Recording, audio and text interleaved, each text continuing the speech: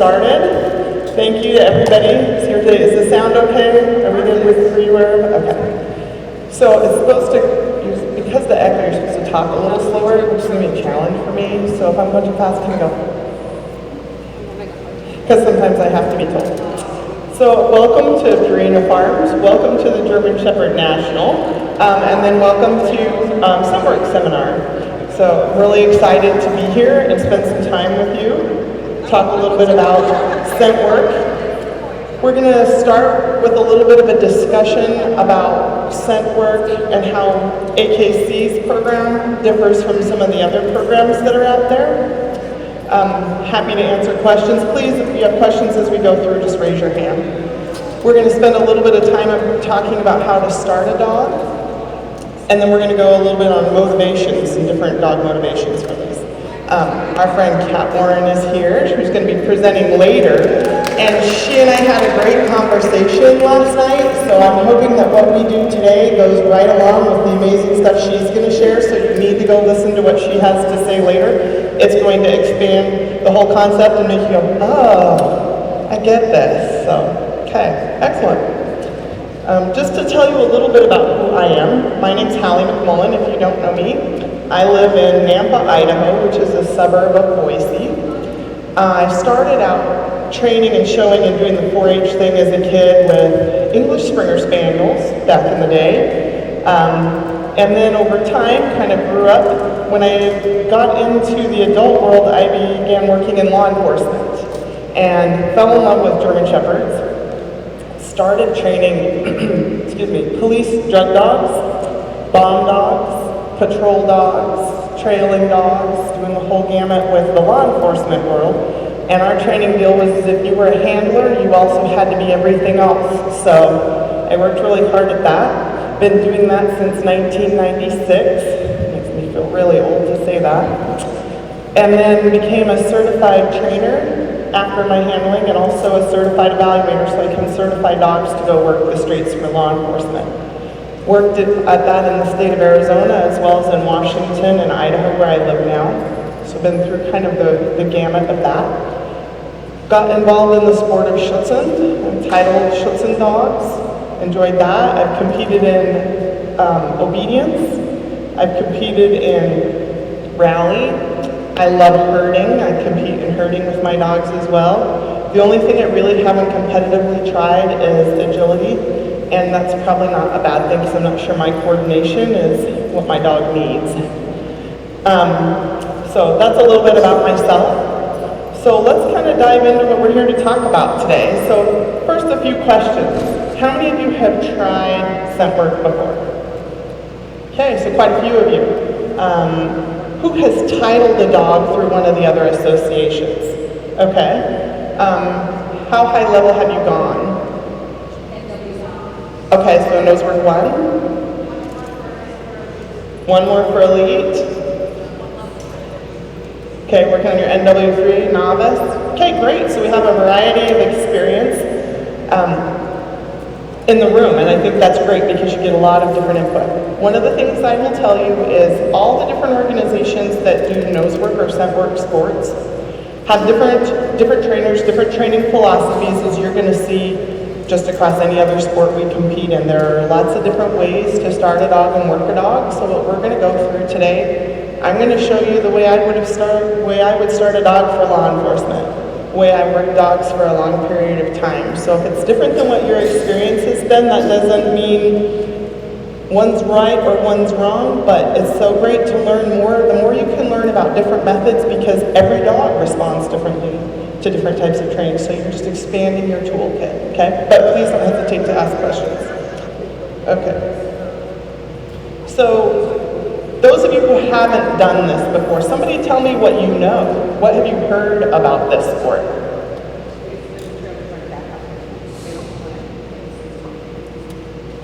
Nothing? Nobody's heard a word? You came today just to find out what the title meant?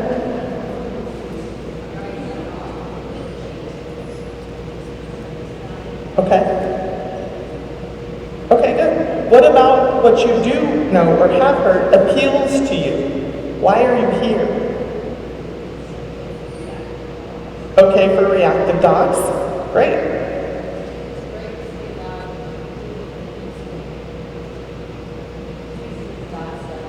Using their natural look. Okay, so something I'm just going to throw out to you right now, so just get used to this, and it will take you the rest of your life, because we all do this. This is the sport.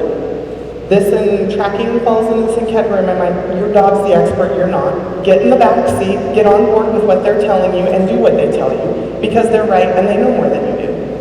They're using stuff that's intuitive to them, and we're going to try to use our logic and common sense to figure it out, because we think we know. And a lot of times you're going to be wrong. And their method may look odd to you. It may look, you're like, why would they think it's over there when I know it's right here? They'll figure it out. They're going to be honest about it, and they're going to work it out. So they're the drivers in this. So this is the trust your dog, trust your dog, trust your dog sport.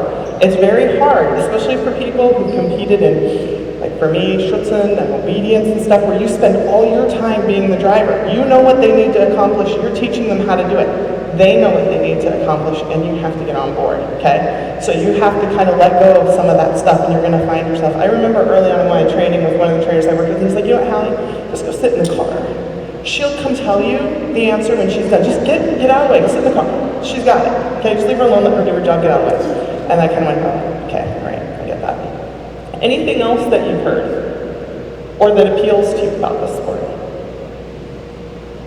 Yes?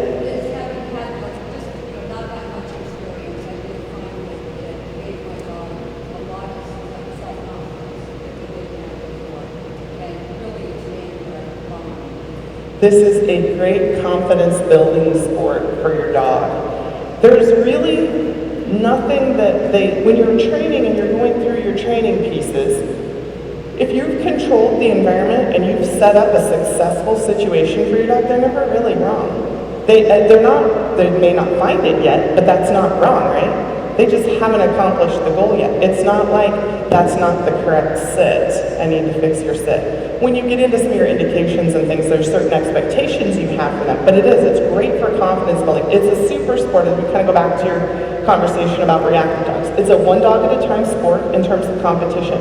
So if you have a dog that's reactive to other dogs, potentially even a little bit reactive to people, they don't have to work in a congested environment full of all of that stuff.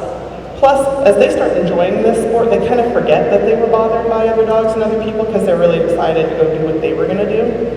This is a great sport. You can start with pretty young puppies. You can work with older dogs. I hear a lot of people who have retired agility dogs, retired herding dogs, who still need a job, but they've got something for them that they can compete in and participate in that fulfills them. It's not super physically taxing on the dog. It's not super physically taxing on the handler. You aren't going to have to run and jump and do all those sorts of things as a team. They allow blind dogs to compete. They allow deaf dogs to compete. They allow three-legged dogs to compete. They allow dogs that are both blind and deaf as long as they are not stressed out and they're not a danger to the other people or environment. So it's amazing what you can do with this sport. And it gives you an opportunity to really expand all of that. You can compete with your dog as young as 6 months old. So young dogs can do this. Again, with anything, you need, as the handler, to be the decision maker about how well your dog is coping with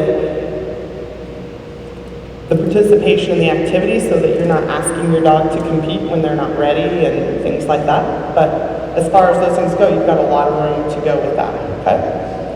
Excellent. So let's talk a little bit about AKC rules and kind of what the program looks like. So AKC has 4 elements that you can compete with in. Okay, so you have your 4 different elements. Can somebody tell me what the 4 elements are?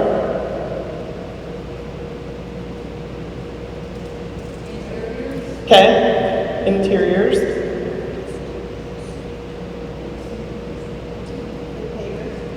Containers. What are the other 2? Exteriors. And buried. Okay, buried is the big difference between the AKC program and the other associations. So is anybody familiar with buried hides? Has anybody tried them? You've tried them? Okay. It's one that kind of makes people go, what? You're going to hide it under the dirt? My dog's going to have to find it? You'll be surprised. It's not as hard as you think. It's manageable, but you do train it different than the other ones. So you want to work with somebody who understands the buried. But when they start out at the beginning, they're buried in containers. So it still has a certain container feel to it. So you dogs who understand how to search containers will go through and start grasping the idea before they actually put them underground in a space. Okay. So the 4 different elements. Interiors basically means the inside of a building. It can be a room of any sort. As you go up in levels, and we'll talk about the levels next, all of these elements become more challenging. Okay? Containers at the novice level have to be boxes basically, and there's some parameters on their size. And as you get more advanced, containers can change in terms of what the container itself actually is. And exteriors are outsides of buildings. Another thing that I think you will see is a difference with the AKC program than the others is that they allow more natural surface to be involved in their searches. A lot of the other associations make you do things on concrete, asphalt, blacktop, things like that. They don't necessarily let you do them a whole lot on grass, dirt, those sorts of things. Okay? So those are some of the changes. Any questions? Yes.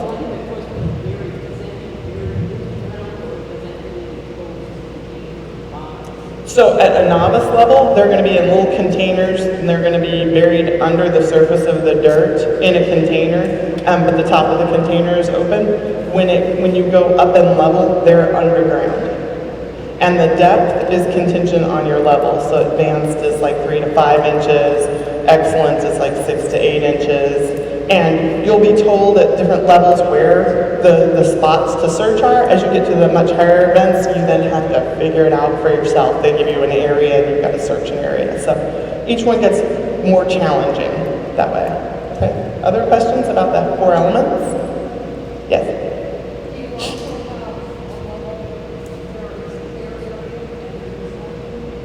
Yeah. You can have clear rooms, clear spaces, things like that.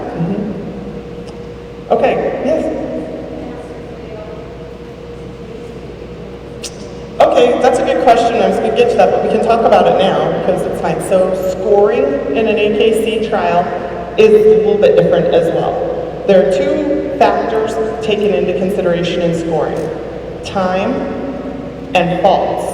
But in AKC, faults count first. Time is a tiebreaker.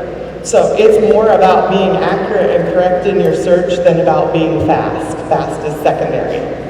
And so faults, there are disqualifying faults, which basically mean if you have one of these kind of faults, you're going to fail. No hold back. That's things like your dog goes potty in the search. Your dog destroys the search. Your dog demonstrates some sort of behavior that's kind of like beyond the scope of reasonable. Okay? The rest of the faults, the cool thing about faults in the AKC test is that they will not fail you. You can have lots of faults. You won't be failed unless they are failing faults, okay? Unless they are the ones that automatically, and you know what they are. I've got a rule book and anybody's welcome to look at it. They tell you these things will fail you. Other than that, those just kind of get deducted point-wise, so in a point system. Once you get through the points, then they score based on time. So if there's 2 people with 94 points, we're going to break the tie with time. Okay? So, and I like the fact that they're doing it that way versus some of the other associations who focus on time first, because it is important that your dog is accurate and doing their job correctly and that stuff. If they go charging into a search and make a train wreck of the place, that's not a good thing.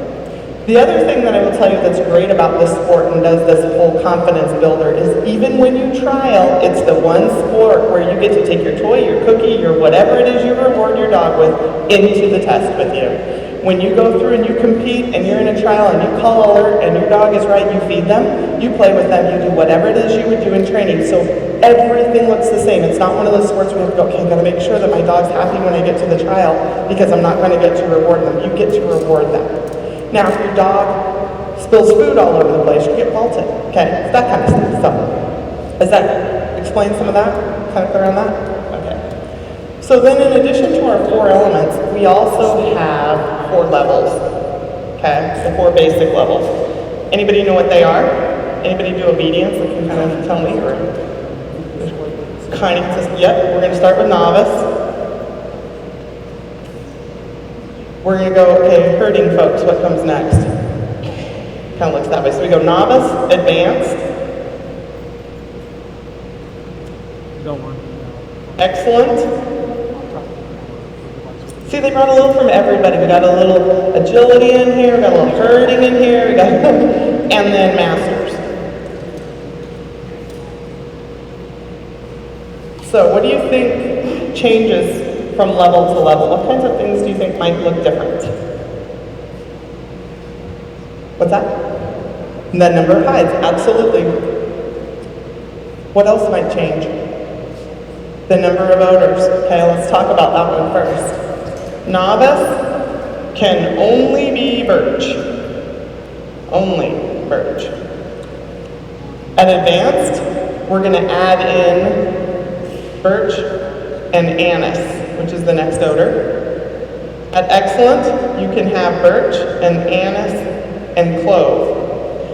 And when I say can have, it's not always that they're all going to be present. The judge gets to choose which ones you get, so your dog has to know them all. And then at master's level, we add the fourth element, which is cypress. And none of the other associations use cypress, so that's an odor that you're gonna, if you're gonna compete in AKC, you're gonna have to add. And that's just fine, it's not a challenging one, yes.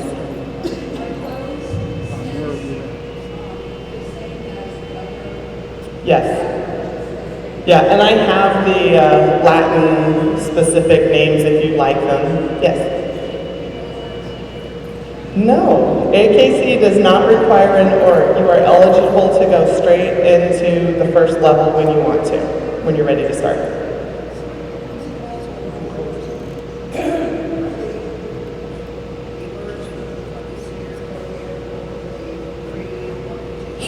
They'll all be individual. Yeah, so your odors are always separated. So if you're finding a hide, it will be that one odor. So as you go up, in novice, in your searches in novice, there can only be one hide. So when you go in, you know you're doing an interior search. You're going to go in to do that interior, you know you're going to find one container, and you know you're going to find something. You know you're going to find something, and you know there's only going to be one. So as soon as you find it, you call your indication, and you're done. Okay? When you go into advanced, there can be two. When you go into the higher levels, depending on the search scenarios and everything they set up, you can have more and more.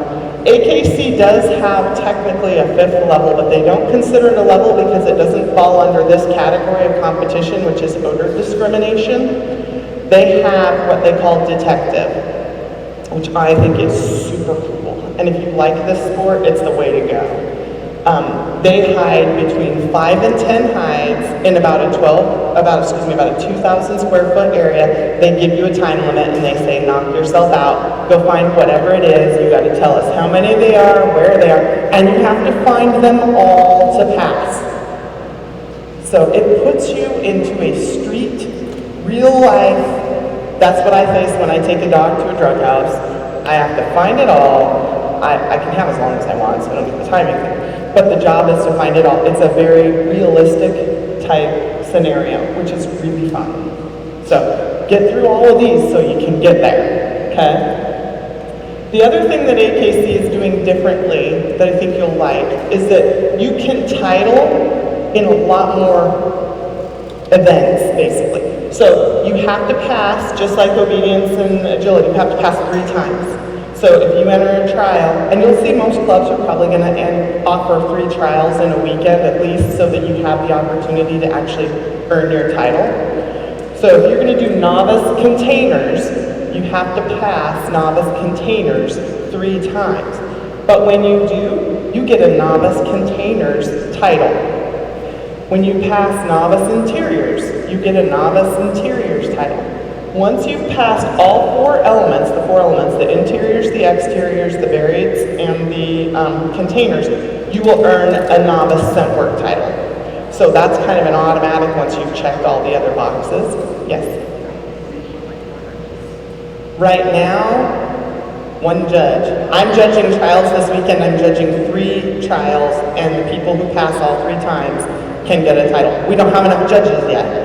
As time goes on, that's probably going to change, so here's your opportunity to find some good weekends. And it's helping clubs get things started so they don't have to pay for a bunch of judges. The other thing I'll tell you, those of you who've competed in some of the other associations probably know that depending on where you live, getting into a trial is not always easy. I know in the Portland and Seattle area, they can have 40 dogs in an ACSW trial, and they can have a wait list of 150, okay? So look for small clubs, not always, you may have to drive. I always tell my friends in the city, I'm like, join the rest of the world, get in your car. You know, I drive 6 hours to shows all the time, now it's your turn. But you have a much better opportunity to get into trials and compete if you're willing to go to some of the less populated areas to compete, okay? So as you go through and you earn your 4 different levels of title, the other thing is you don't have to stay at novice once you've finished a title. So if you go and all your dog really knows is containers, and you go finish your novice containers title while you're working on your others, I don't necessarily advise only teaching your dog containers, I'm just saying if you did that. You can go to advanced containers while you're still working on novice in your others, so you don't have to go up all the elements. So those of you who competed in other associations and are still introducing your dogs to buried hides, go do the other 3. You don't have to wait. You just can't get your overall novice scent work title until you get all 4 elements done. Okay?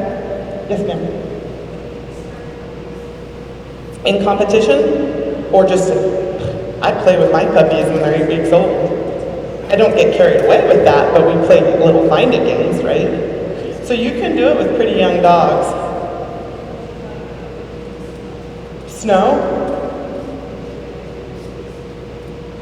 Yeah, I think it's great for them to learn to search in anything.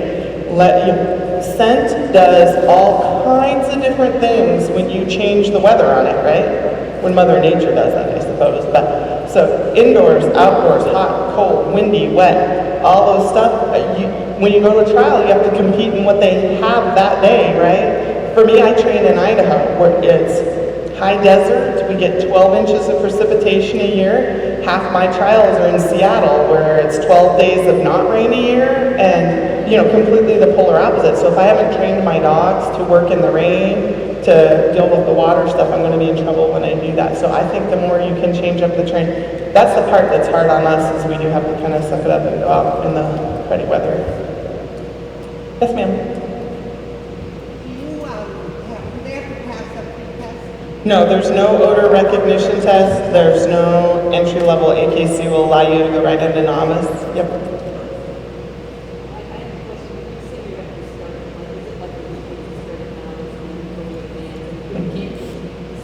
Skip. No, you have to start. Yeah, you have to take them in order. You can take them at different speeds, but you have to go in order. Any other questions I can answer? Yes.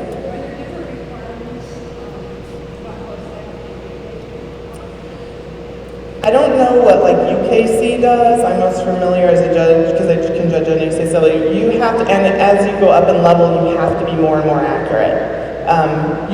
But I'm going to tell you kind of, if you can gauge, you got to be within about 6 inches on the direction of the indication.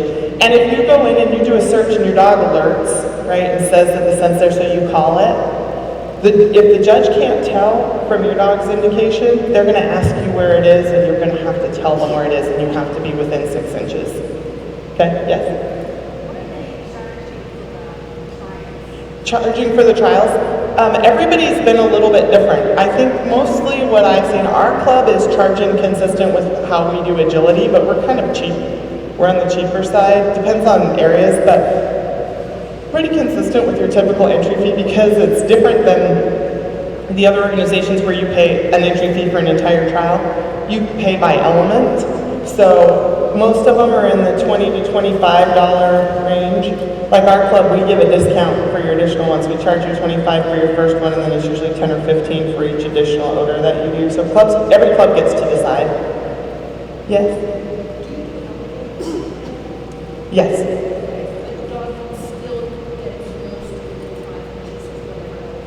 Mm-hmm. Well, yes, and if it's beyond the scope of that, that's a good thing to bring up. Dogs that are vertically challenged are given a little more window room because at novice, nothing can be more than 2 feet off the ground.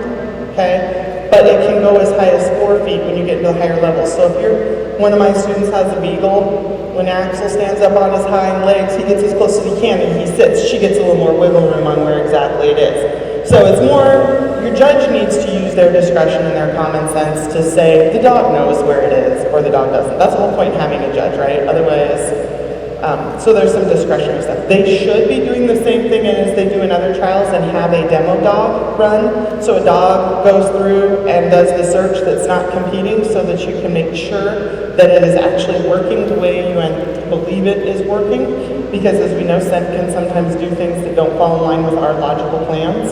So they should have a dog that runs through it.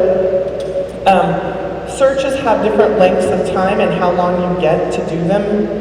Container searches are about 2 minutes, and at the novice level, it's 10 boxes in 2 rows of 5. And people are like, 2 minutes, that's like no time out. No, trust me.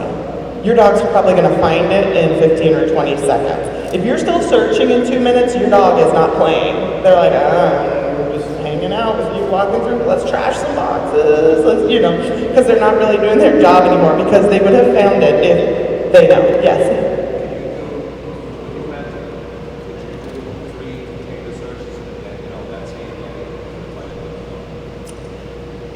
If you had clubs that offered that many in a day, our club is offering 2 trials on one day. The problem that you run into is the amount of time to run that many dogs. Each judge can judge 125 runs in a day, so whatever a trial is, once it surpasses 125 entries, you have to have a second judge.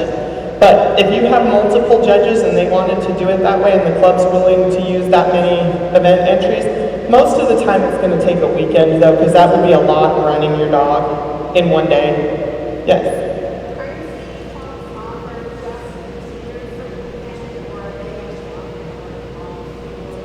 That's a really good question. What are the clubs offering? It's going to vary from club to club. Our club, so a lot of obviously the clubs that are doing this now are new to this, unless they are actually a scent work club. AKC is approving scent work only clubs that are just scent work people doing this. Any other club that wants to hold a scent work trial has to apply to become a scent work eligible club, just like all the other sports. They have to be approved. And so when you're adding that all those pieces into the puzzles, these clubs are having to figure out how to manage all of those pieces together. Okay, so they're putting them in as they go with that. And then clarify your question for me just again. Oh, portions. Gotcha. There you go. Okay. So clubs have the choice. They can do that however they want to. There are clubs that, like, we're hosting our shows. I'm judging for my local club this weekend. And we're doing it in conjunction with our big cluster of confirmation shows, so everything's going on. We got confirmation, we got obedience, we've got rally, we've got agility, we're going to do barn hunt. I mean, it's just nuts, right? But because our club is new at it, we made the decision to only offer 2 elements. We're only doing containers and exteriors. So people can earn those 2 titles because we're doing 3 trials over the course of the weekend. So yes, they can. And it depends, like some clubs might not have a space where they can do buried hides. They may not have a space where they can do exteriors. So the clubs have the ability to pick and choose. And I think you're going to see that with a lot of the early on clubs, just because as the clubs are getting their feet wet and you're bringing in people to help with scent work who have no idea, because you need those extra bodies. You don't want to kill your volunteers off by saying, here, do all these different things. Yes, we just beat them into the ground. We'll get new ones later, right? Right. Exactly. Yes. It officially started October 1st, so like days ago. Truly days ago. Yeah. Yes. Yeah. What they are, about how they work, and use them. Okay. I will happily show you. So the different scents you can. Oh yes, sorry. She's asking about the scent. So we have the 4 kinds, but how do you kind of do that? What's the delivery mechanism for putting scent? Okay. So you can use different kinds, and in competition there'll be different ways that scent is housed. The odor is going to be put on either Q-tips or cotton balls. Okay. And then those Q-tips and cotton balls are going to be stored in some sort of a mechanism. Trust me, your dog will eat a Q-tip, your dog will eat a cotton ball. So you want to put it in something that maybe they won't eat. So a lot of times we start with these. This is a very typical container that you're going to see. A couple of holes poked into the top of the container. This one we've glued magnets onto the bottom so you can stick it on stuff. You can also use, there's these little things called zots, and there's some other kinds that are sticky, like you put it on the back and it'll then stick to what you put it to. So you just open the container and you're going to put your cotton ball or your odor in here. Now, another thing about putting odor, thank you for bringing that up, less is more. This is one of those places where you're like, oh my gosh, I want to make sure my dog finds it, so I'm going to put 4 grams on there, and it'll find it. And your dog's going to be like, I'm not going anywhere near that thing, okay? Because you've just killed it with odor. In a trial, there will be 2 very small drops of oil on those Q-tips or that cotton ball. And they're going to have sat for a little while. They aren't going to be fresh. So understanding less is more. I'm telling you, when I train drug dogs, a 25-pound brick of marijuana in the middle of a room is a lot harder to find than a joint, okay? And people are like, what do you mean? And when Kat talks to you guys later, you're gonna understand more, I'm sure. But when you're talking about the familiarity with scent cone, if you put a big, huge odor object in the middle of a room and then you close the doors, that permeates the whole space. They have to work so much harder to isolate that odor and where it's coming from because it's putting out so much smell. Whereas if there's just a little tiny spot right here, as long as your dog walks through the odor, they're going to be like, oh, it's right there. Much simpler for them. So don't overload your odor when you get your containers, okay? Any other questions about how to utilize the scent? I'll show you, actually, let me show you some other containers. We use some of these little things too. They're also little plastic containers. But I brought with me some stuff we're going to play with here in a little bit with our good friend Dante. And by the way, I'm here until Wednesday afternoon, so if you have your dog here and you want to come out and play with your dog, we can play with your dog. You'll see them in straws and little plastic tubes like this. You'll see them in tiny little flat plastic containers like this. So you have a lot of different ways that the odor can be delivered. And the more varieties, because the other thing you don't want to do is teach your dog to find little metal containers. Because you're going to have to proof your dog off that little problem. We had a guy that brought us a law enforcement dog, and he was hiding his training aids under pylons all the time. Boy, that dog saw a pylon, and he'd just kill it. You know, he's killing the pylon. We're like, dude, what's wrong with your dog? So you have to be a little careful about some of that kind of stuff, too. Okay, any questions? Other questions? Yes?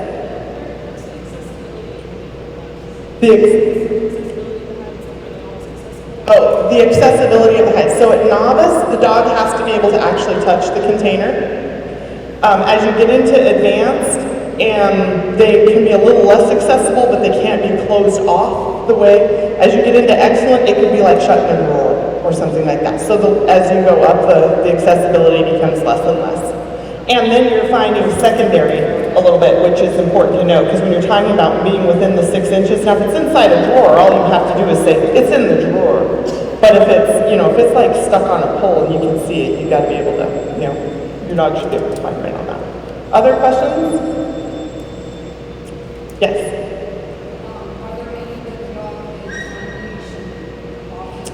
Okay, working your dog on leash versus off leash. You should just always assume your dog is going to be on leash. The off-leash work is the exception, not the rule. I would encourage you to work your dog off-leash, though, because there are times if you are in an enclosed room and the judge deems it safe and appropriate to let your dog off-leash, there are times when they can do that. Probably won't see that much at the novice level, but sometimes at some of the other levels. And speaking of leashes, long leashes, guys, like 10, 15-foot leashes. I'm going to tell you, you go into a room with a 6-foot leash on and your dog's going to drag you over a table, under a chair, through the flower bed, whatever, and you're going to either correct your dog unintentionally by jerking on that leash, or you're going to pull your dog out of odor and they're like, okay, well, if you don't want me to find it, I'll go over here and look. And I say 10 to 15, I like even longer than that, but you got to be ready to manage it. because you also don't want it tangling up. So start practicing walking your dog and doing things with your dog on a longer leash. When you first do the real introductory stuff, what we're going to do today where you're sitting down on the floor, you can do that on a nice short lead because they're just right there playing a little game with you. I mean, Dante and I need about this much space, okay? But as you get more and more advanced, you don't want to have that problem. You cannot, AKC is going to be very fussy about some things on your equipment like no tags. Your dog, you need to take their dog tag, their rabies tag, their all that. So whatever equipment you're going to use for your dog for scent work, I'd have it special. I would suggest either using a harness or a flat buckle collar, so you don't have any corrective equipment on them at all. Don't pull leashes, no choke chains, no anything. However, you can, if you have one of those reactive dogs we were talking about, and your dog needs a choke chain to get up to the search area, that's fine. And then when you get to your search area, take it off, okay? But no tags, no hanging stuff. You can GoPro yourself or your dog. So if you want to video your own run by putting on a little GoPro or put on your dog, put on you, feel free. Videoing is completely okay. You are not allowed to go show it to your friends who are waiting for their turn, which why would you, right? You're going to tell somebody what the answers are so they can come in and beat you? I don't think so. But just so you know, you also can have, AKC allows spectators, where some of the other associations didn't really allow spectators very much. So it isn't just the immediate family member, which was kind of NACSW's rule. So there can be spectators, they'll be contained and kept away. They can also video for you and do things like that. However, they can't show it to anybody else either. So there's a lot of that is placed on, you guys have to self-monitor and just play right by the rules kind of a thing. But there's that, so we wouldn't want someone's spouse running in to watch the first dog, recording it, and then going out and showing someone else who's running. So you shouldn't do that stuff, but you can video. Yes? How many placements? Yes, 4 places in a class, and then the same thing, you get a qualifying ribbon if you pass, but they get 4 placements. If they do more than one odor, more than one element, they can offer a high-end trial. So they can add, there's a lot of prize-won stuff that clubs can do with scent work, because they can do high-end trials, they can do reserve high-end trials, they can do other kinds of awards as they want to do that. They just have to offer enough of the elements to make it available. Yes?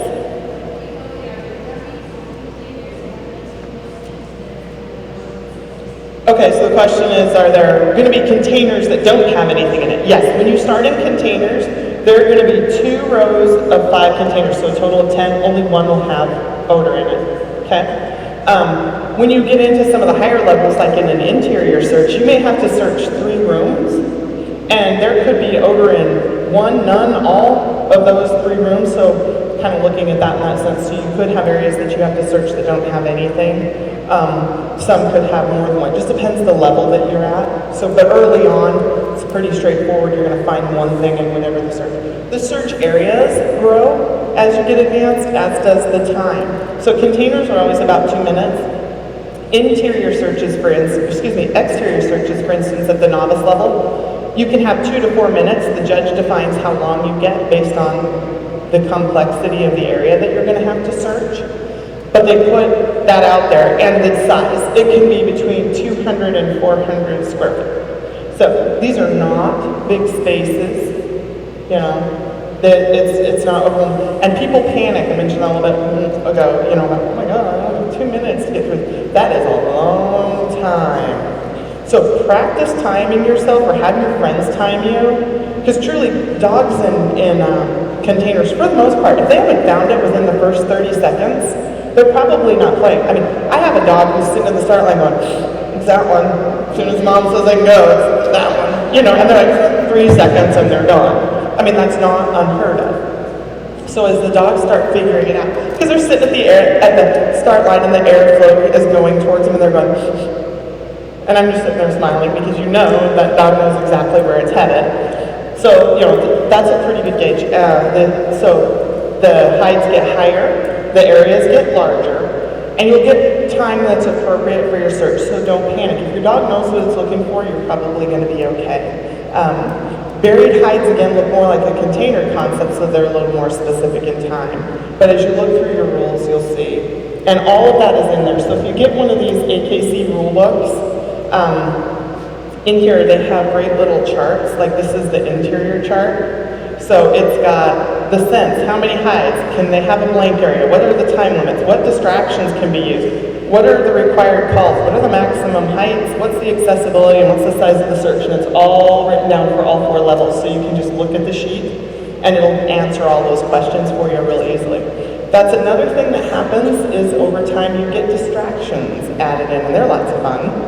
Okay, and distractions can be all sorts of stuff. Can be food, could be toys, could be any number of things, you know, a person, a cat, you know, I'm just making stuff up, right? But, so you gotta be prepared to work your dog through distractions as well. And again, at the novice level, no distractions, super set up to win at the novice level, okay? Go have fun, go play with your dog, and practice at home with people hiding things without you knowing. Everybody's like, okay, so where is it? How many hides are there? My students do that to me all the time. I'm like, that's not helping you to give you the answers. Because what happens is when you practice a lot and you know the answers, you will subconsciously start doing stuff that you don't even know you're doing. What's that? Yes. If I hold my breath, you'll do something less. I have students, they'll be searching down something and they know what it is, and their dog starts to pass it, and they slow down, and then they cut them off. And they're like subconsciously, go back, it's over there. You know, or they, you know, just different things you do to mind. Or they know the dog's to it and they reach for their toy or their cookie, and the dog's like, I found it. I know because you just told me. You told me it has to be here because you're getting ready to reward me. Okay? So there's all kinds of things like that you want to work with. So having your friends watch you and go, you don't usually do that. Why are you doing that? And then you kind of go, oh, whoops, I shouldn't do that. So that's why if you're training on your own and you feel comfortable doing your work, it's always good to get together and practice with other people just to get that exposure. Yes?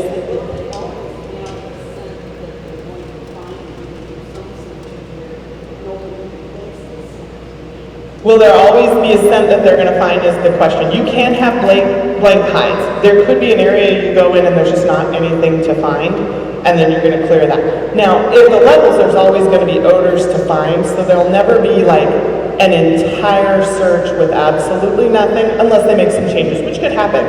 But at this point, you're going to eventually come across something. But like in room searches, you may have to do a whole room that has nothing in it, and you may have to go to the next room. So it's always good to work your dogs through areas where they're not always getting rewarded. Yes? Maybe another question, but I've seen pictures of vehicle searches too. Is that different? Vehicle searches. So NACSW and UKC do vehicle searches. Technically, I think I haven't asked, and sometimes you ask for forgiveness, right? But I haven't asked, but there is a possibility that maybe a vehicle could be considered part of an exterior search. I don't know. I haven't checked, but they don't specifically categorize vehicles through AKC. Cat, do you have something? Yeah.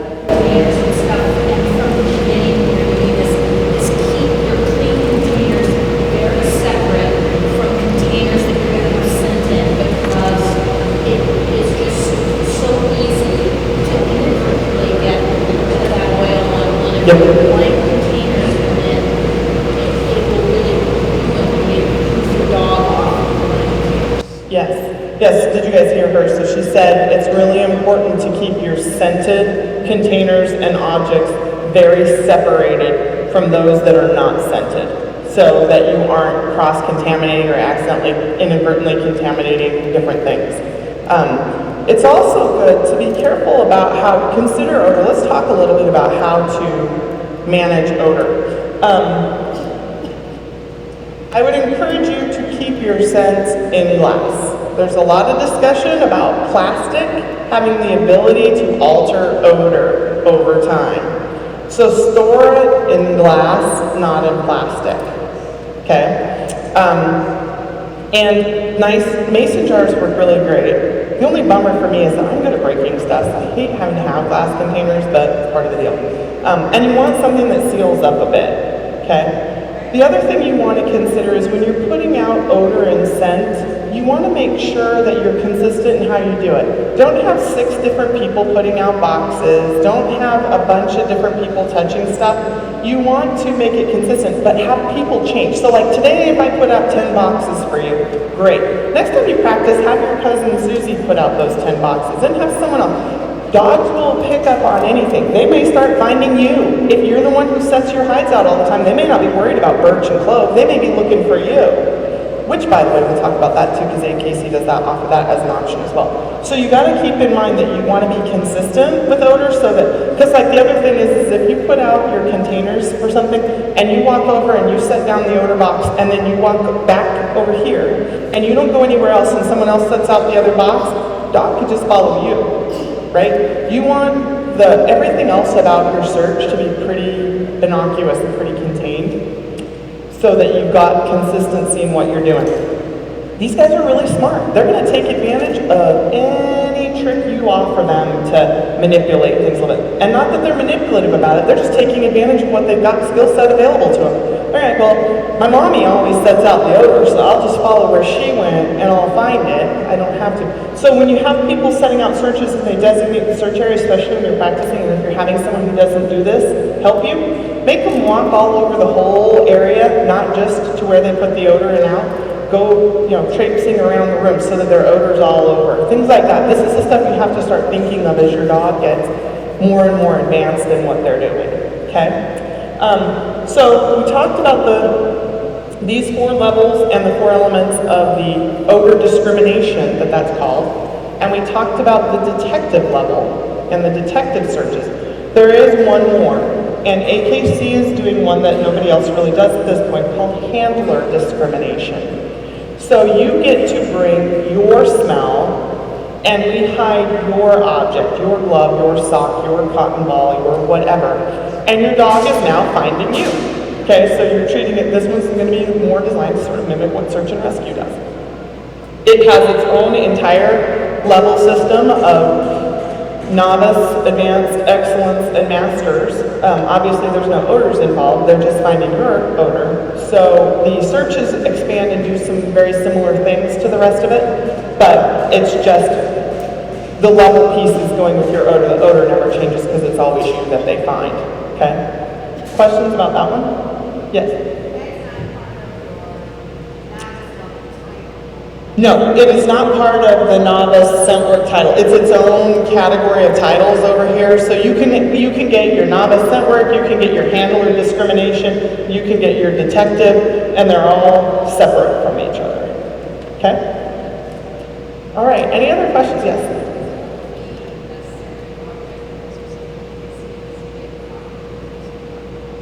So the question is, does the object that the handler discrimination, does it have to be a specific? It's cotton again. Cotton balls, cotton gloves, cotton socks. They're utilizing cotton stuff, but you don't have, it doesn't have to be a specific object as long as it's a cotton item. Yes? Oh, we're waving. It's okay, I'm like, hey, everyone's waving. Okay, any other questions? Yes. Thank you. Are there separation for A and B handlers? Yes. There is A and B in the novice level. A is for people who have never titled in AKC or any other association. If you have competed in nose work through NACSW or UKC, beyond an ORT doesn't count, that's not considered a trial level. If you've done more than an ORT, you are a B handler in novice, okay? So actually right now, to be honest with you, the advantage is in B, because most people competing are A handlers. Like at our trial, I got 25 A handlers and 5 B handlers. So the advantage goes, if you want to place, the advantage goes to those who've done this before. Other than you got to fight it out with the other people who've done it before, but, okay? Anything else I can answer? Okay, so those of you who've done this before, talk to me about how you introduced your dog to odor. How did you start this? How did you start your dog? Yes? they created the cocktail where they put all the odors out one time, here you go. Okay. There is a lot of comment on that, and that's a hot button I'm gonna hop away from. No, I'm just kidding. There's a lot of theory. There's some people who say it doesn't matter, put them all together, the dog will figure it out later. There's people who say no, do it one at a time. What's your take on that, Kat? Yeah. My general impression is that if you're ultimately looking for several different scents, the best thing is to start with those scents separately. Yeah, okay, so there's, yeah. You know, and after you're already talking about so many molecules that it's Yeah. just Sure. Okay, so did you guys hear Kat kind of said that, like with her work in cadaver, you're already looking for so many elements that are not separatable, but when working with scent over time, that in her take, starting them one at a time is probably your best option. I start them one at a time, and in fact with my students, we do the whole process with birch before I even worry about introducing the other odors. And introducing additional odors is easy. The dogs go, oh, I already know all this about what I'm doing. You've now said, we've done this drill before. You now said you want me to find this smell? Cool, I can find that one too. I can find that one too. I can find that one too. Dogs are their discrimination ability with scent. If you're creating a cocktail, you're teaching your dog that the right answer is when all of those things are together, not when they're one at a time. And so that's my take on the challenge with the cocktail, because now I'm going to take them apart. I'm teaching my dog all over again to find just this one or just this one, when they're never going to go into a situation where they have to find them all together at the same time. Because you're still going to have to separate them out, and the dog's going, they're situational animals. They're going to go, well, I don't think that's right. Where are those other two things I always smell? This is just one. So I'm not saying it's the wrong way to do it, because you're still teaching your dog the path to finding.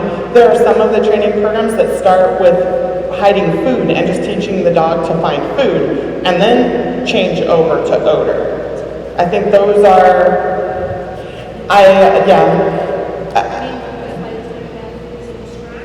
yeah, you've now taught your dog finding food is a good idea when it becomes a distraction. Right. Right, you're now teaching and undo. So I just, from the day one, I started my students with their dogs with odor. We start playing with birch the first time they show up at one of my classes. That's just my theory. I'm not saying any of the others are right or wrong, and people are going to do what they want to do. I don't want to get beat up later. Yeah.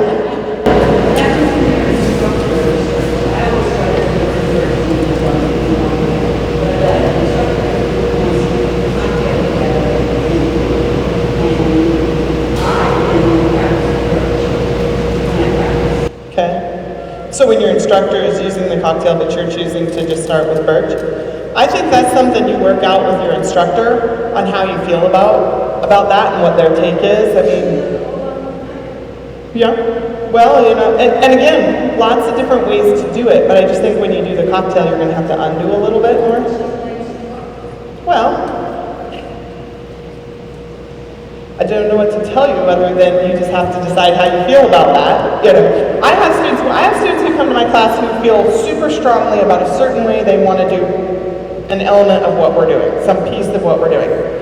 I talk to them about my philosophy and why I do things the way I do.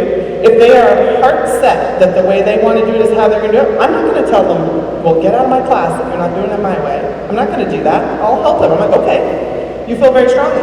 Good. We'll work with that. So that really comes down to being what your relationship is with the instructor and how they want to do that. So. Yes, sir. See, I kind of got a related question. I brought my dog on the extract first class. So she's 18 years old. So I think that's so so if I start her on this whole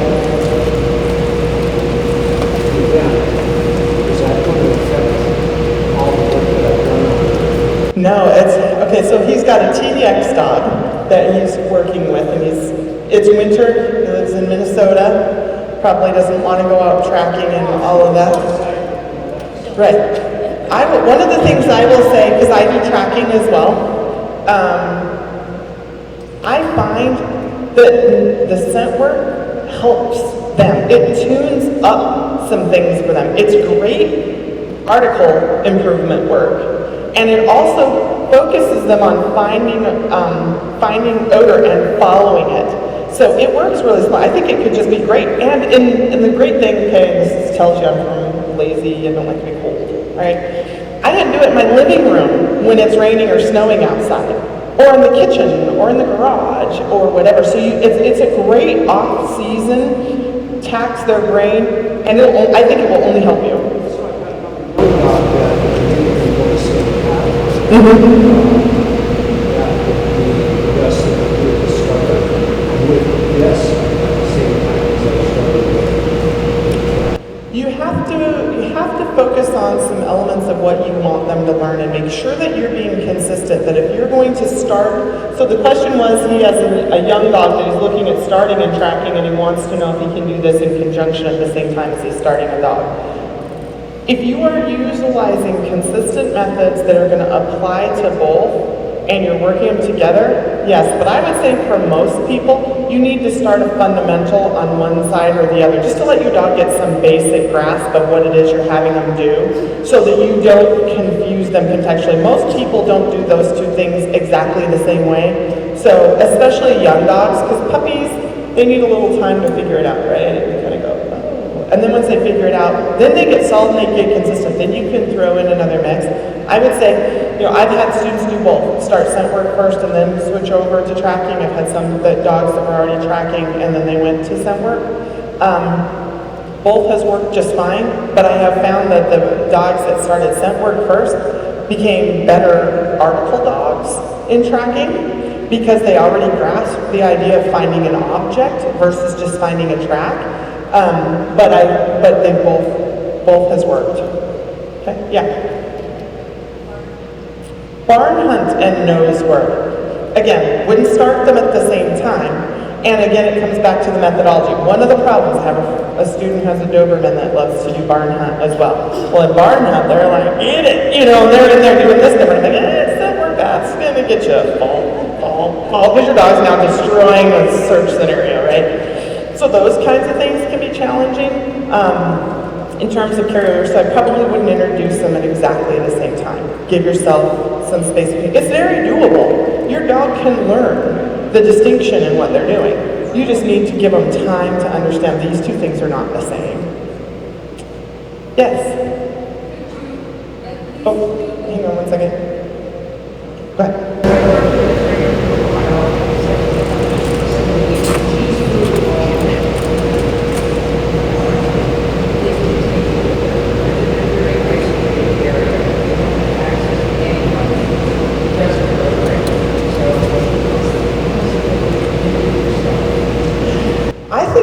So the question is, she lives in a relatively isolated area where there's not trainers to work with and people locally to help her out. Can you do this yourself? I think you can. I think the best thing you can do is connect to every network on the planet that you can. You can give me your email address, you can shoot me emails, you should go to some of the groups on Facebook and online and different options. You have lots of routes to connect to people. And get connected and go through steps of learning. Yeah, Kat? Yes.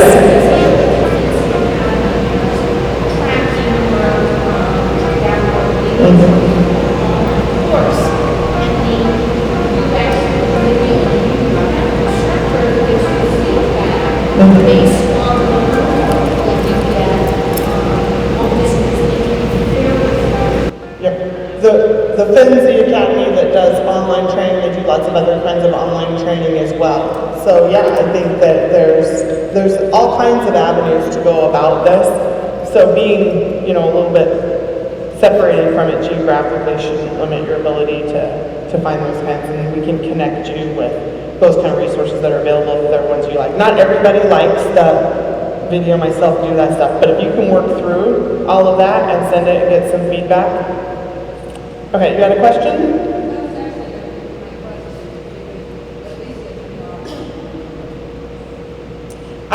Can you get through levels? I think you can get through it on your own. What you're going to need is people to help you, because you need other people setting out order for you. You need people watching you. but have people video you, and then you can watch yourself. I encourage all of you to have your friends and other people video your practices at times and watch it yourself, so that will help you.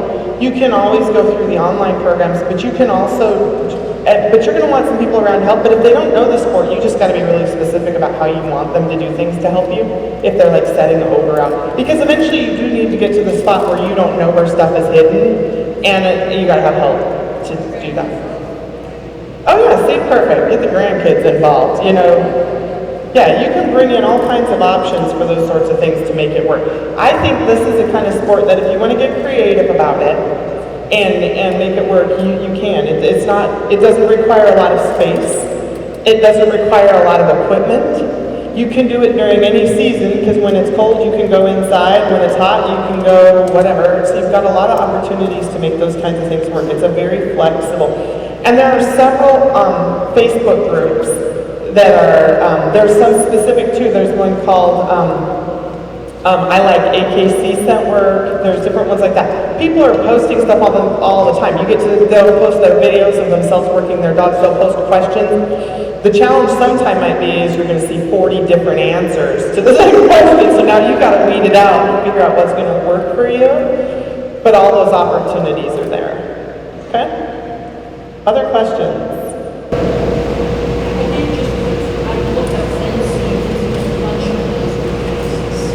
Great.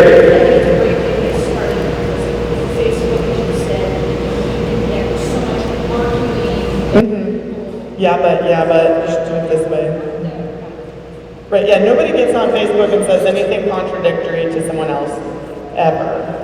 So, anyhow. Okay, so we'll get you connected to some of that. So, a question for you, is the dog that you have right there a nosework dog? So, I brought Dante to help us, and Dante's going to show us intro stuff, but is that your more advanced dog? So if I hid something, would your dog be able to find it? Do you want to have that kind of pressure placed? You don't have to. Okay.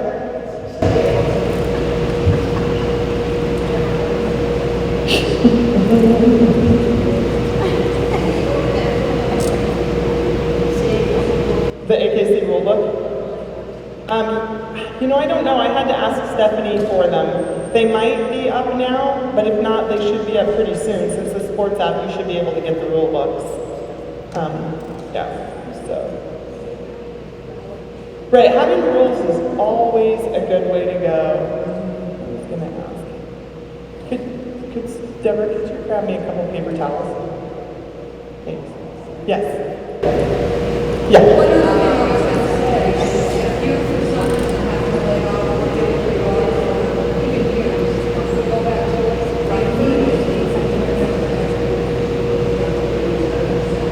Yeah, so she's talking about, even if you take time off from working your dog on this, they immediately remember the scents.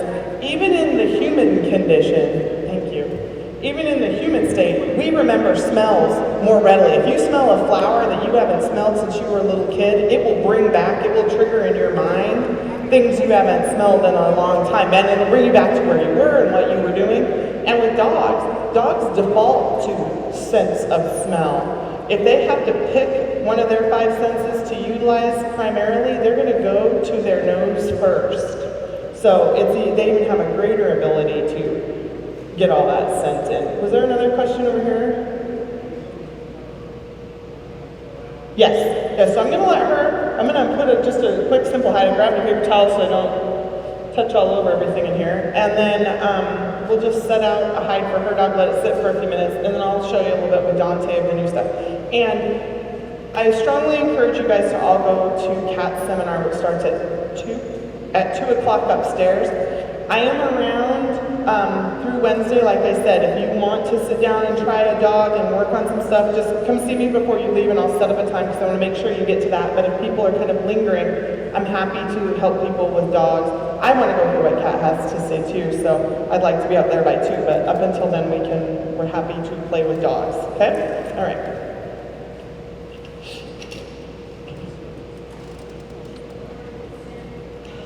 Yes, I can tell you that ordering the scent was her question. You can order the scents, you can order the containers, you can order all kinds of different stuff. There's lots of companies doing them now. A couple of the ones that I've used are Paws for Fun, All Good Dogs. There are several out there. If you just search on the internet, nose work, odors, several companies will come up. They all sell different kinds of things. A lot of the containers and stuff you use, you can create yourself. You don't need to go buy expensive objects. But if you buy a starter kit, they usually, like, I didn't bring mine because I didn't want to fly too many things and have TSA want to have a special conversation with me. But you can buy these little blue boxes, and they come with Q-tips already scented with the 3 basic odors, a search tin like the one I have in my hand, and like a pair of tweezers so you can put odor in containers without contaminating everything, a bunch of different things like that. And you can buy anything you want, everything in between. So, yes.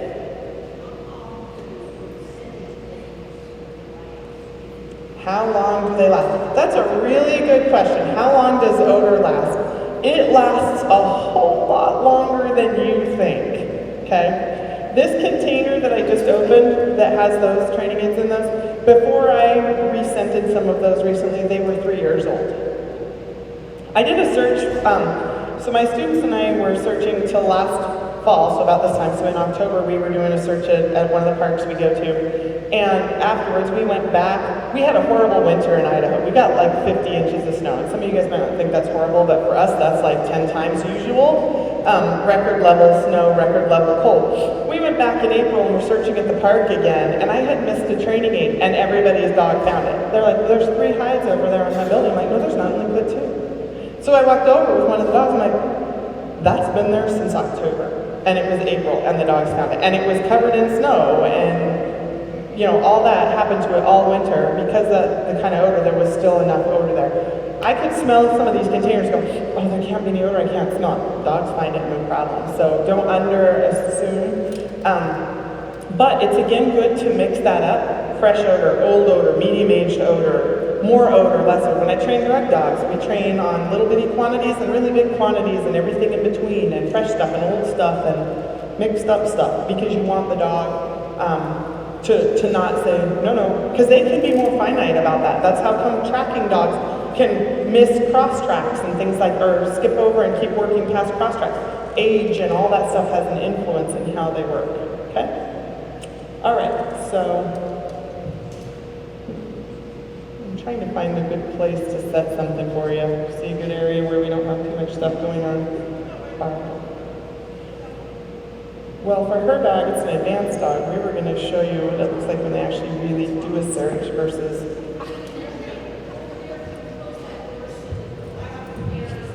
Okay, I'll be right back. Hold that thought.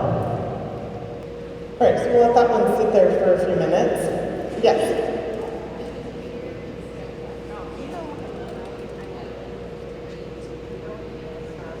Vary that as well. So she asked how long you should let odor sit before you start searching. In AKC trials, the odor is going to be set about 10 minutes before the first dog runs. Now, it'll been put on the object, and the object will have set with odor on it longer, but the boxes will be set out about 10 minutes before the first dog runs. But keep in mind, you could be 2 hours later.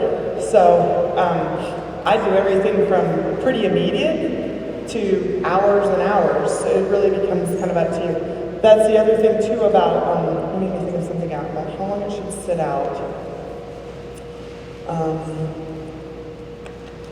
It'll come to me in another moment. Okay. All right, so I'm going to grab out Dante and let Dante come play with us for a little bit.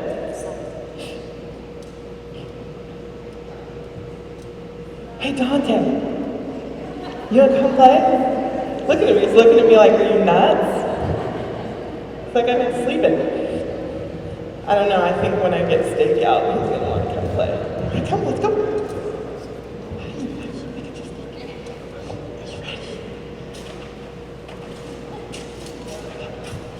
Hi, come on. So we've played this game really briefly one time with Dante before, so this is exactly brand new, never done this, okay? It requires about 7 or 8 hands. So good luck with that part, because that's the challenge I always have. So you're going to give your dog in this process, if you're working with food, a lot of treats. So these are really small treats, And I like, and you guys do other sports, so you know, I like my dog to get the mother load for this, right? The best of the best treats. Not the cookies they get for coming in from outside, not the one they get for just being cute. The one that they get when you're like, that's the best thing ever, and I would, I'll go eat all my cousins for that, right? And he knows I have it. So I start with this container, and I'm just gonna sit it on the floor. Good boy, yes. And if he touches it, yes, good boy. I reward him. Find it. Where's that? Yes, good boy. And I reward him, and I'm rewarding him at the source of the odor, not away from it. Yes, good boy. And I'm only rewarding him when he touches it with his nose and right at source. I'm not rewarding him over here by me, because I don't want to touch it and go like that, because then when I get to the point where I'm doing something competitive, I'm not going to know, because if he's too fast, their body indication is going to tell you when they found it, but if he's too fast, I'm going to miss it. Find it. No? Find it. Find it. Find it. Yes. And I tell him yes the second he touches it, so he knows he's right. I'm going to pick it up for just a second without too much glue on it. So I'm going to tell him yes the moment he touches it, so he knows that is what I'm rewarding him for, okay? I'm making the connection because I'm not as fast as he is. Plus, when I get further away and he finds it and I'm 8 feet away, I can still say yes, and he's going to take the delayed gratification and wait for me to get there and give him a reward in hopes that he doesn't start trashing things, because he's like, oh, apparently you don't see it because I don't have a cookie yet? Not just you're slow. I want him to touch it, I want him to retouch it. I'm picking a word, his gloves have held back. I'm picking a word. I use find it with my search dogs. So you need to know your word first. And every time I'm like, find it. And when he touches it, yes, good boy. And the treat is right there at it. If you have a dog that doesn't really grasp it right away, you could set a treat on it if you wanted to. But you still want to only do that a couple times till they go, okay, it's the container, this is the thing. He will go through a stage, and we've done it a little, so he may not do it for me today, where I'm going to have that container, and I'm going to put it down, and he's going to be like, oh, I've done this 10 times, and I still know the cookies come from your hand. So he just sits and he comes over and he tries to eat my fingers and all that. I just fist up and say, this isn't how you get it. I'm not going to correct him. I'm not going to get after him. I might just give the little container a little flick, so he goes and looks at it again, and as soon as he touches it, reward him. He will figure out very quickly, oh, I have to touch that thing. That going here and asking her for the treat out of her hand is just not going to get me anything. All right, can I do some more? Mm-hmm. Yes. Yep, there's birch strips in this little container I'm using. And I know he's not going to go anywhere because his mommy's right there, so I will, yes. But see how he went right to it? He's like, oh, I got this down. Oops, I dropped him. Yes. Okay. And see, he will look to my hands after now. That's okay, I'm okay with that. Find it. See, now he's doing it. Nope, can't get it that way. Find it. Where'd it go? I moved it, you weren't watching. Now, is he hunting by sight right now? Absolutely. It's okay. As soon as he gets there, he'll figure it out. You have to have strong fingers because it only hurts a little when he nods on me. So, yes, that's good. And as soon as you do this enough, they kind of figure it out. But see how he looks at it? He knows that's what I want now. And he's like, okay, so what do I have to do? Find it. Yes. So I'm teaching him I really want him to touch it, not just look at it, not just smell at it, but every time he touches that, he's getting that odor.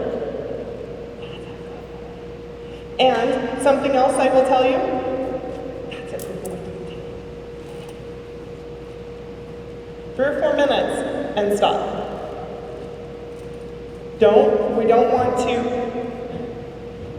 We want to give him some thoughts. Hi buddy, I'll give you some more of that in a minute. You want them to work it, think.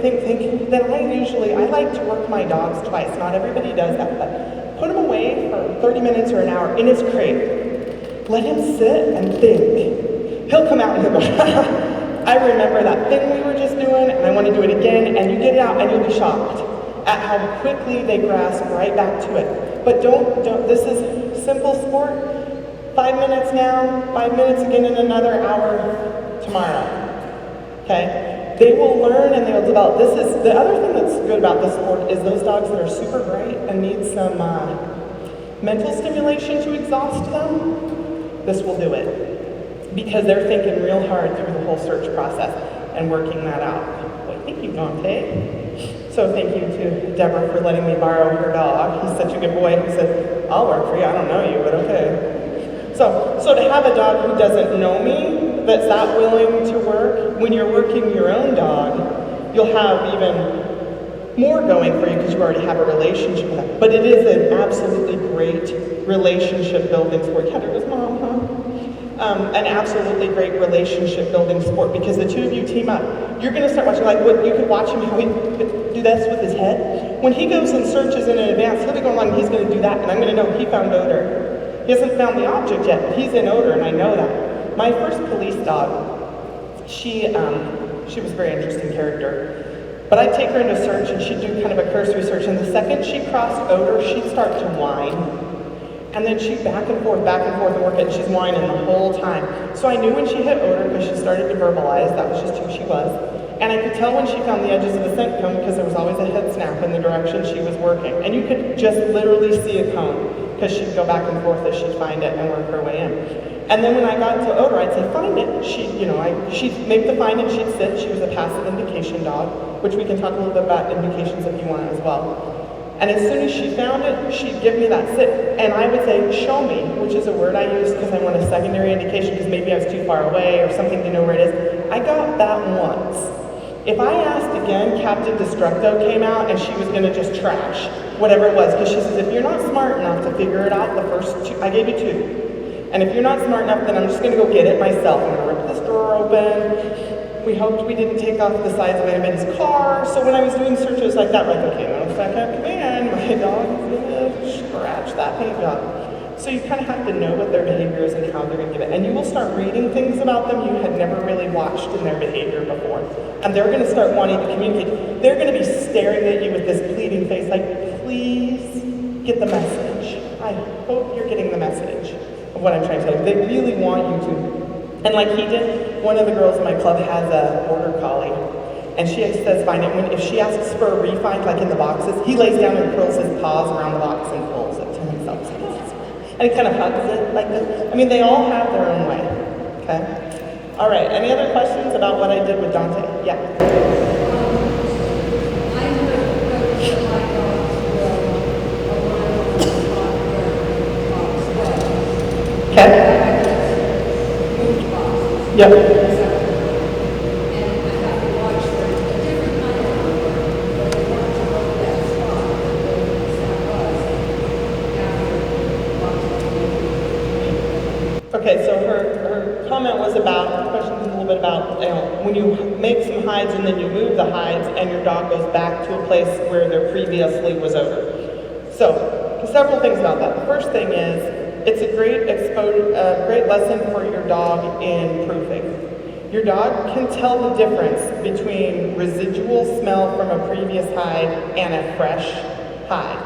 So you have to have them work through that. Now, a body language change at that point in time is very appropriate because they are in scent. Absolutely, they are in scent. But they should not give you a full indication that they have found odor because they haven't.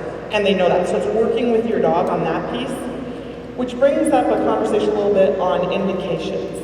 You're going to see a lot of different theories about what you can call your dog giving you an indication. Now, in a trial, as a judge, it's not my job to say, oh, that dog just indicated, yes, great, you pass. My job is to respond to you being able to identify that your dog indicated. So you have to call it. You have to say alert, okay? My dog found it, alert, I'm calling this indication, okay? So up to that point in time, it's still your decision whether or not your dog actually made an indication. So you have to work with that and what you want your indication to be. I've always in law enforcement used passive sit indications. I have students whose dogs will just sniff it and then they just stop and they stop breathing and everything and that's their indications, they stare and stop. If that is adequate in your book as a handler and you believe that you can comfortably call that, great. Me, when I go into a trial, I know what I'm like. I turn into a nervous psycho, right? and I want to be certain my dog is right. And your dog has to put more effort into a sit indication and some of the other kinds of indications. They're less likely to just turn and look at you and make you go, is he looking at me because he's not sure? Is he looking at me because he found the odor? But whatever. I mean, I have students who know their dogs so well that boom. Is it faster to call that quick body language change? Absolutely. But you can decide. So your dog can give you behavior changes, but what you want is that their indication is enough different from just the body language that you can distinguish between just being in odor and actually making an indication to call. So your indication can truly be that. It can be pawing, it can be sitting, it can be just the head snap, behavior change look, it can be whatever you want to use. I'd be cautious with pawing and biting. Or kind of reaching things, because that, if they get too excited, those dogs tend to get faulted then for becoming a little bit destructive.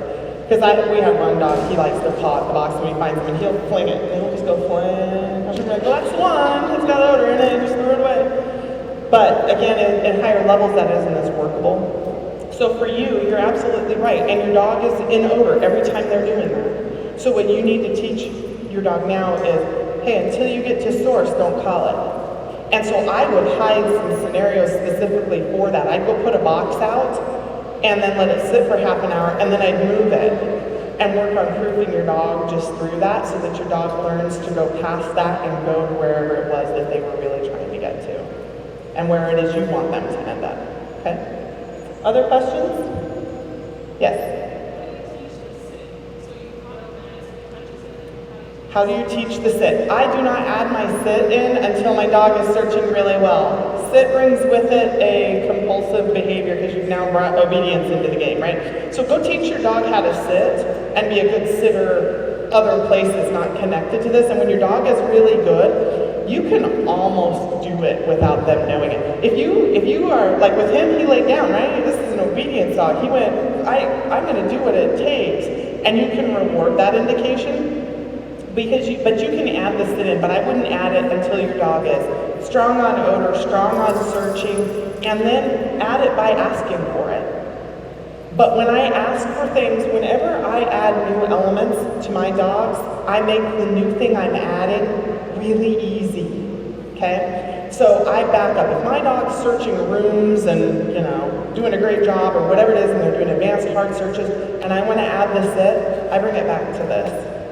Because I don't want anything besides what I'm teaching them to be new or hard, okay? So I bring them back here and I drop it on the floor. Is that it? Can you sit? And your dog knows sits, and I sure they can. And then they sit and you reward them for doing that. So you add this new element while everything else is back to super easy because there's no question.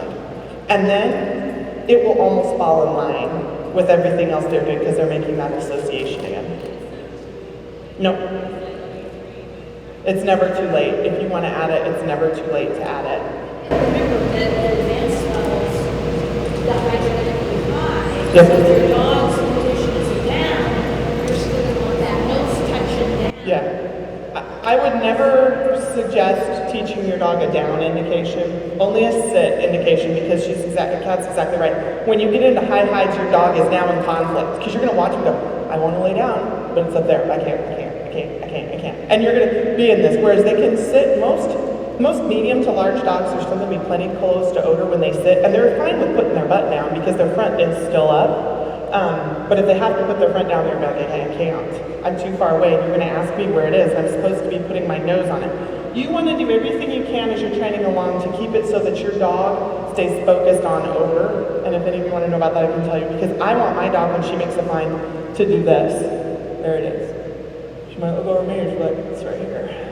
That's where I want my dog to be. I don't want there to be any question, and I never want my dog to leave odor. So your indications and your rewards and all the things you're doing need to stay focused on where the odor is. So sitting. And if your dog's just one of those that will stop and stare and stay focused on it, whether they sit or not, but their focus stays, fine. You just don't want to lose that focus to what they're doing. Yes?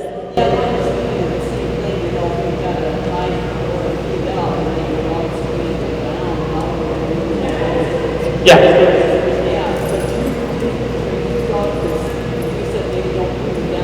Yeah, I wouldn't probably. Sit's fine because your dog's going to stay up enough in the front. And you can do a stand. You can do really whatever you feel comfortable with. I tell my students, go on what works for your dog. If you have a dog, I've worked with a couple of working line German Shepherds where getting those dogs to sit was like pulling teeth. And pushing that envelope was not worth it to those handlers. It would just not have been worth it. We knew the dog knew it's not worth it for you. So you gotta mix in what your dog needs from you, and what your dog is going to be willing to respond to and what's going to work. Everything is very, very specific to every dog. They all kind of have their own ways about what they're going to do. Okay, any other questions? Okay, so I'm sorry, what is your name? Nancy. So, and what's your dog's name? Boo and Nancy. So I'm going to go put Dante away real quick, and then if you guys want, I would give her some room, but if you want to move where you can see a little bit better, we'll have her just run her dog through that little area by the doors. And there's no pressure on Boo at all because I just threw that and it's by the door and he's getting thrown to work real quick. Let me go put Dante away. I'm taking him. Good boy.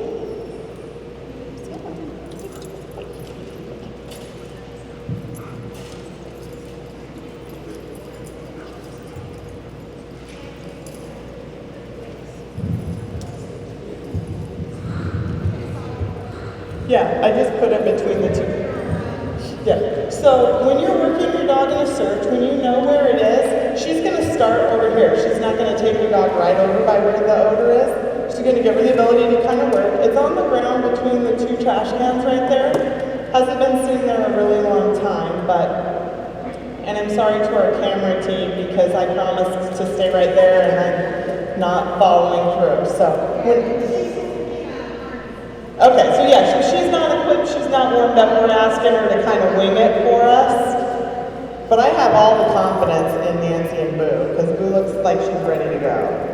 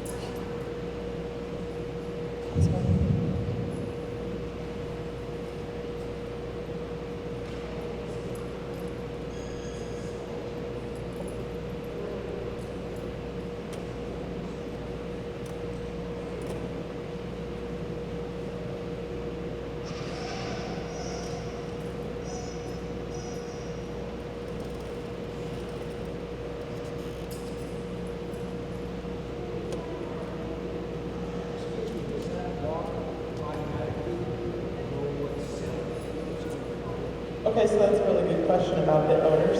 When you train them on the odors, they know, and if you tell them to search and you use your consistent commands, the dog should search the odors that it knows how to find and look for any of them at any given time. So you don't have to say, okay, here's warm up, we're gonna find perch, go find perch. They should look and find any of the odors that they know when they come across them. And it's a little bit of a challenge, the spot we put that in, as far as she's probably picking up from her behavior the odor more from behind that trash can because there's airflow going under that door. So I probably should put it more by something that didn't offer so much. So that's the challenge she's facing, is it looks like the odor is coming over here. You see her looking up? But this is her handler going, I can learn from my dog's behavior and observe her and figure this all out. And we can maybe help her just a little bit just because it's kind of unfair. She's in odor. She just is struggling to isolate the fact that it's going all kinds of directions because she hung out a long time behind this trash can. So,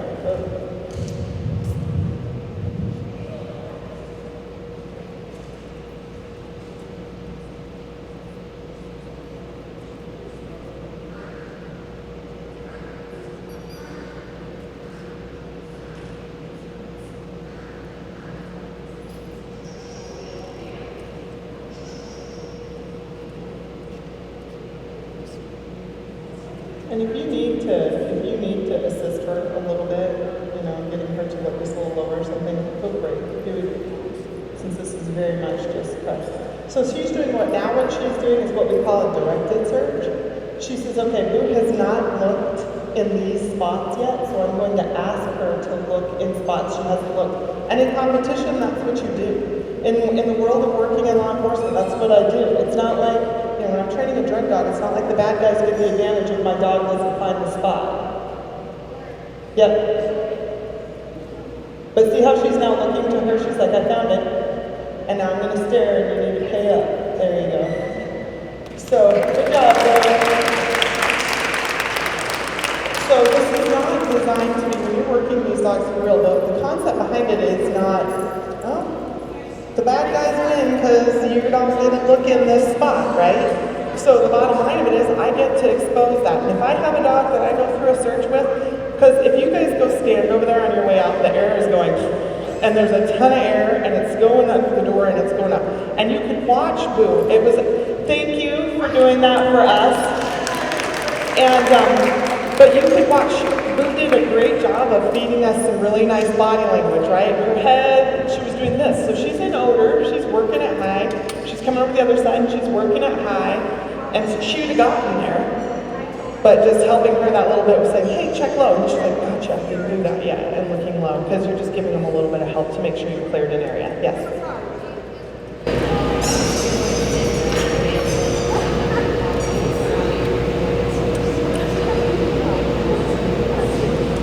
Okay, so the question is when you get into the more advanced levels, do you always give your reward at the source versus being able to give it other places?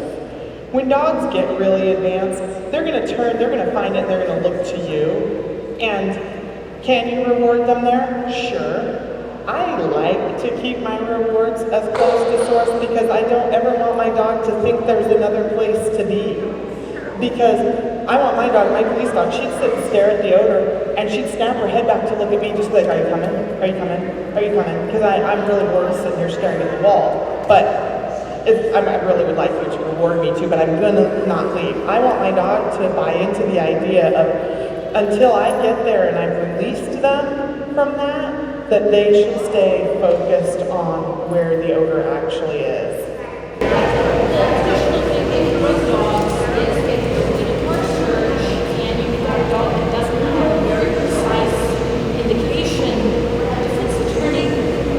Tears it apart.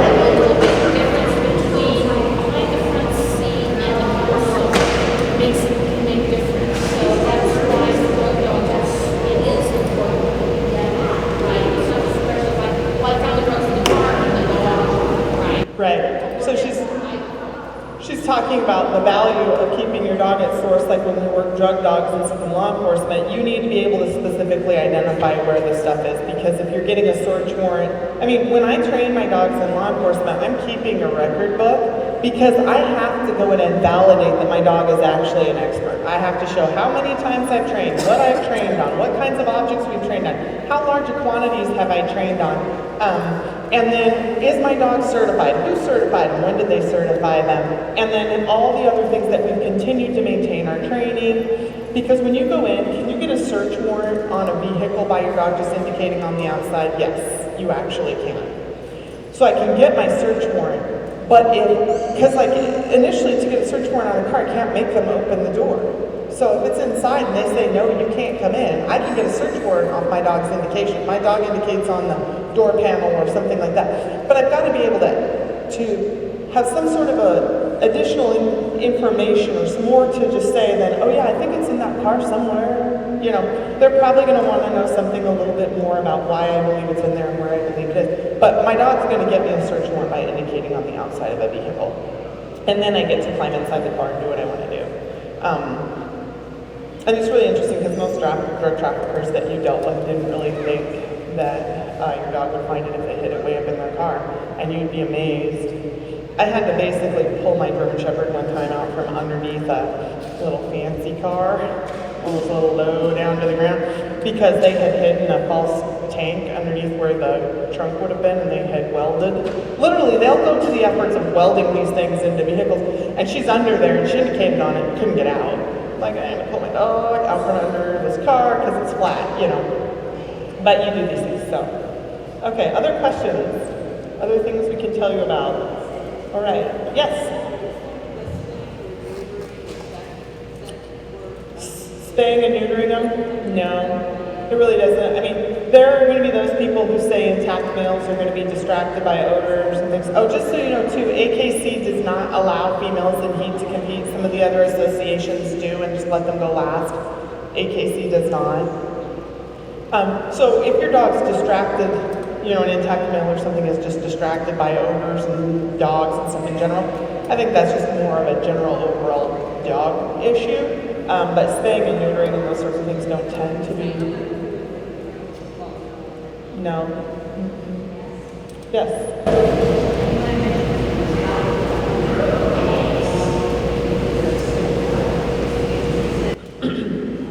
So she's asking how long do we put the odor inside the containers before we use them? That's totally irrelevant. These little containers, it's not irrelevant. That's totally up to you. There's a better way for that. Those containers that are in that little glass jar have the same scented Q-tips or same scented cotton balls that have been in there for 5 days, 6 months, 2 years, however long ago I scented those particular objects. So they're all scented differently. I have multiple containers at home that I keep stuff in because I'll put some fresh stuff in ones because they do contaminate each other. I didn't say this, but just in case we need that clarification, all of your odors need to be separated from each other as well. So not only do you need your non-scented stuff separated, now you need to keep your odors apart. So I have a toolbox that I got, and I have a jar with birch, I have a jar with clove, I have a jar with anise in there, and then I have, and it's in the containers, so those are sealed up, so I've got my containers inside my containers basically. Okay, I put several levels of separation, because I can put all my odor jars in the same major container, but then they're separated from each other a couple of times within that, so that I'm kind of protecting that. And then your non-scented stuff needs to stay away. You'd be amazed how little it takes to contaminate a container. These guys pick up, you will have no ability to smell what they can find at those minimum levels. They're gonna, you know, and if you sniff one of these containers, and you're welcome to come up and smell the containers if you'd like to. If you could smell it, just consider how much stronger that smells to them. And I'll tell you that, and dogs do, just so you know, respond differently to the 3 different odors in terms of how they feel about the smells. There's a lot of dogs I work with who are not big fans of clove. They're like, wow, that's strong. It is really strong. So birch is kind of it's a strong enough smell, but it's mild. It's sweet birch is what it is, which is Betula lenta is the Latin name for it. And it's pretty mellow odor. It's not too aggressive. Most of them kind of like it and kills them. But I have some dogs that are like, that's as close as I'm getting to the clove, because that's the sticks. It's really strong. So keep that in mind. You also need to be aware of how close your dog gets to it. May have something to do with the volume of the scent on the object. Because as they get into the higher levels, they don't have to touch it to know it's inside that container. Their nose is this far out. They know it's right there. They know they're almost to it. So you can kind of work with some of that. Okay, anything else? Any areas I didn't cover? Anything you have questions about? Anything else? Yes. Any medications that your dog could be on that would affect their sense of smell? I think there's lots of things that you could be treating your dog for and dealing with medically that can impact their sense of smell. Just like with people, you know, there's certain medications that impact your olfactory systems and things like that. It's a good question to ask your vet, and to be honest, most of them probably aren't going to know. There's a couple of studies out there on a couple different kinds of antibiotics. Studies are not important enough. Yeah. And you will have to swear that a dose of antibiotics is good for the dog's immune off. There's no good hard evidence. Right.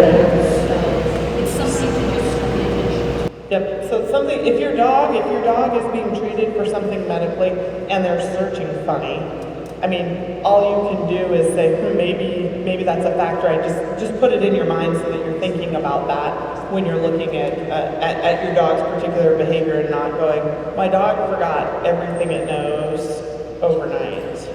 You know, kind of go, maybe if I give them a couple of days off or see how it goes after they stop taking this medication. If they're on a lifelong type medication, then you might want to do a little research to see what you can find out about the impact of that. Okay?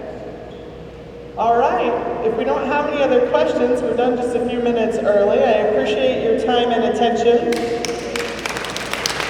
Oh, Mary Ellen. Oh.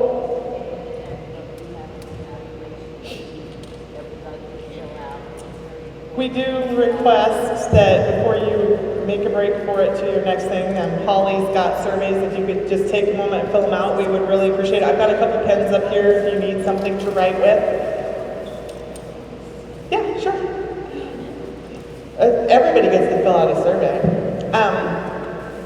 And like I said, if you're interested and you have your dog here and you want to try something, please stop by and see me. If you don't have time right now, see me when I'm wandering around for a while, and I'm happy to set up a few minutes and just give you a session or two. And yes, I have cards as well. Yes, ma'am.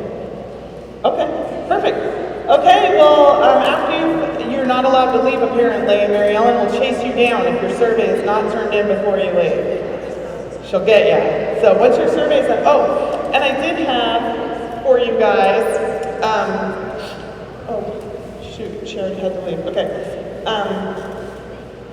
A couple of little scent word container gifts. I have a few of them, so if someone would like a scent container to take home, you're welcome to do it. I have a few for you. Oh, thank you. Appreciate it. And these are the, now this one's